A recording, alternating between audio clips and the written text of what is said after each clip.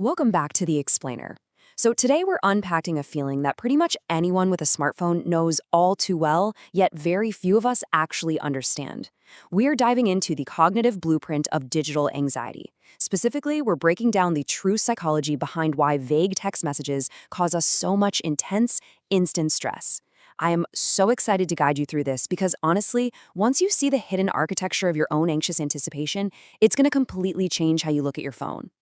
All right, part one, the dread of vague texts. It's a very specific kind of modern panic.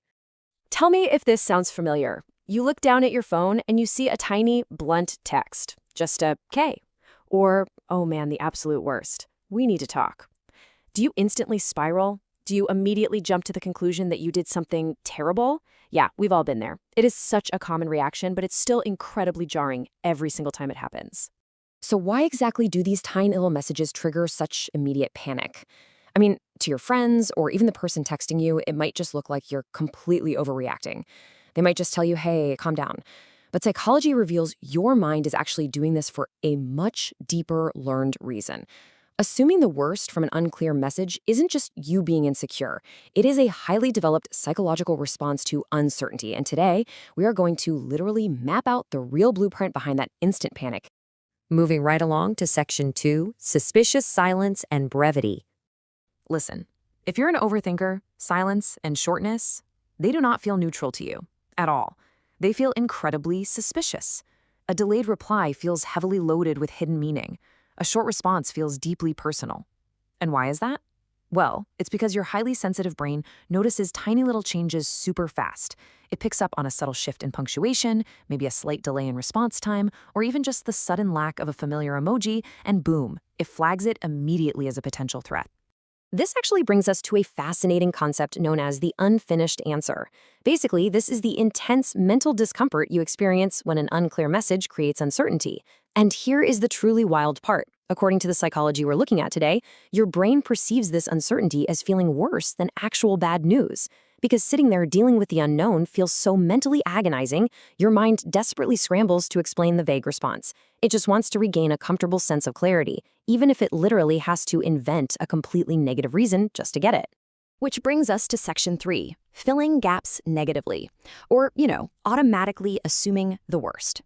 Okay, let's walk step by step through this exact chain reaction. Step 1, a vague text is received. There is missing information. Step 2, because that gap literally forces your brain to fill it in, and because your brain is constantly scanning for mistakes anyway, it immediately looks inward. It asks, wait, what did I do wrong? Step 3, you naturally assume the absolute worst first. Overthinking minds almost always fill informational gaps negatively. And finally, step 4, the mental spiral.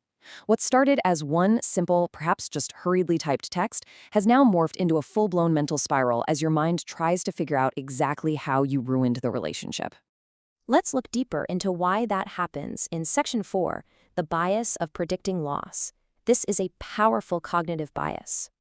Just think about the stark difference between reality and our internal thoughts here.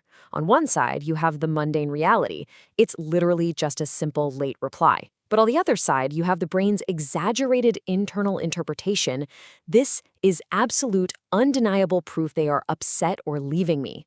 If you have any history at all of feeling replaceable or ignored, your mind naturally just starts predicting loss. Your brain literally interprets a tiny thing, like someone taking 3 hours to text back, as undeniable proof of abandonment. You are basically preparing for endings that haven't even happened yet. Psychology shows us that this is a fully documented cognitive bias. It is not reality. Your brain is just jumping to massive conclusions to brace for impact. It goes ahead and assumes the relationship is over, so that emotionally you aren't caught off guard. Honestly, it is a pretty brilliant, albeit incredibly stressful, defense mechanism. And not empowering reframe brings us to section 5, your brain is protecting you. It is literally trying to protect you. Honestly, this is the absolute core takeaway for today. If understanding this cognitive blueprint helped you understand yourself even just a little bit better today, please remember this. Your overthinking mind isn't just needlessly busy. It is not out to torture you, I promise. It is actively trying to keep you safe from unexpected emotional pain. It's basically using your past experiences to scan for new threats just to make absolutely sure you are never, ever caught off guard again. So I want to leave you with a question to really chew on. How are you going to react the next time you get a vague text? Now that you know you aren't just overreacting, but that your brain is actually engaging in a perfectly logical, learned response to fill an unfinished answer and protect you from predicted loss, can you maybe take a deep breath and hit pause on that spiral? I challenge you to apply this new cognitive awareness to your daily life. And hey, if you enjoyed breaking down the science of everyday life with us today, definitely subscribe for more real psychology explainers like this. Because once you actually understand these hidden patterns, you absolutely start seeing your own behavior in a completely different, much kinder way. Thanks so much for learning with me today.